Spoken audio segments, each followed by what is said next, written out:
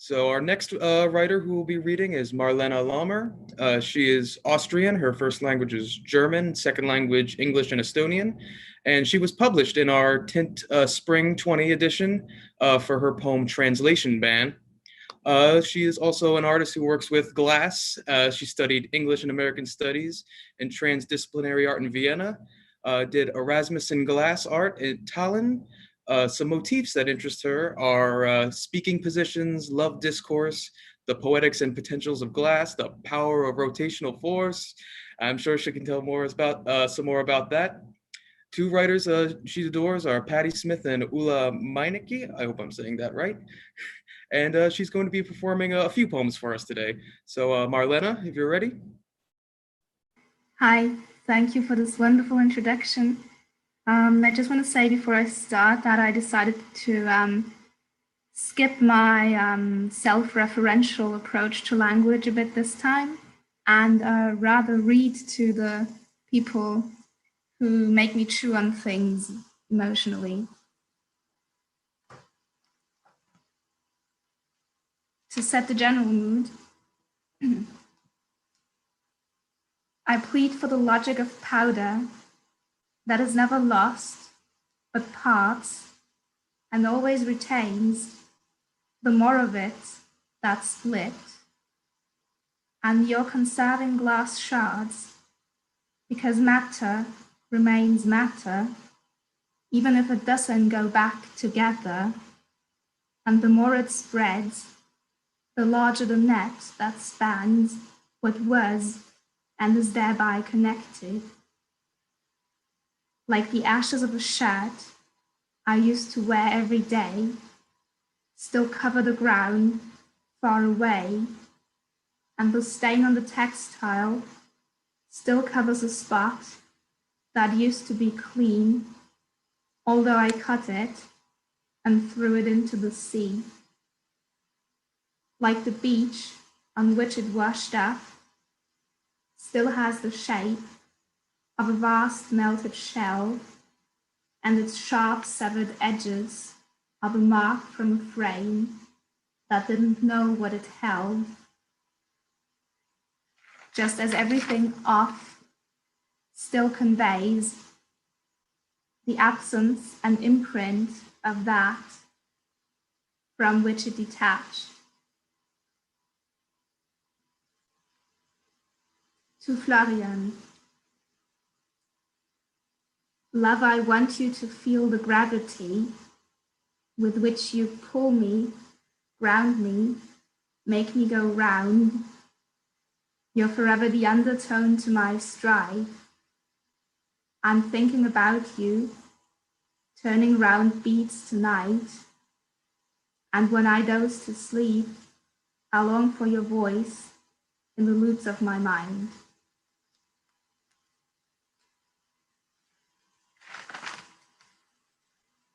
To my collective and to Elsa Pleinacher, a woman who was banned as a witch in Vienna. Elegy to Elsa. I will pour milk on your execution site, and we'll see how the snakes come to bind the remnants that are long gone and not here anymore. So I'll crawl to be fed with tincture, milk mixed with blood, hair, and ashes from your wounds that will always be sore, milk that screams torture. I will fill the water supply network with that sap so that the hydrants spill the debris of your violent death, and all the snakes in Vienna will know they're addressed and will drink canal water to taste where you rest.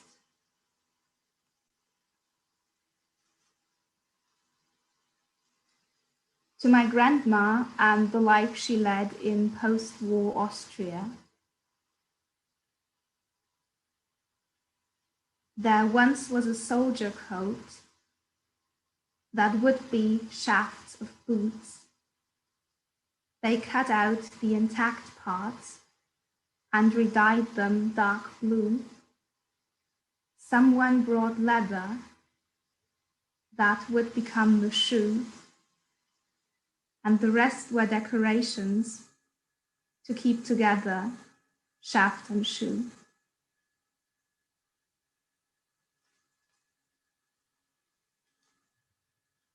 I'll continue with some fragments. Gravity spell to Laura.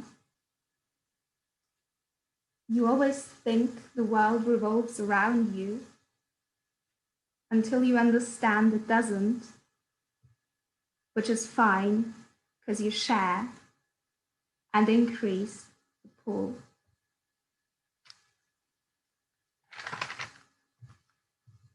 To Katya and Ariana, thinking every day how to combine the few jeans and t-shirts we brought from home with the whimsical accessories we'd buy secondhand, where to take them, how to move in them, how to move when not dressed at all, how to bathe in furnished rooms of different sizes and social constellations.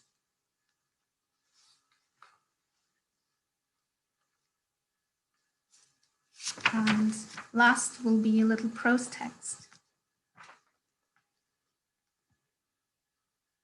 The glass from my window turns into a bulb that I try to blow up with my bare mouth, like a tight air balloon. If I don't make it, if I don't get beyond the point of resistance, it will reversely enter my mouth and cast into my lungs to suffocate me. So I keep the balance, I keep the substance in check of equal forces, while I start seeing stars in my eyes and wonder if this situation is the reason anyone ever thought the universe worked in spheres.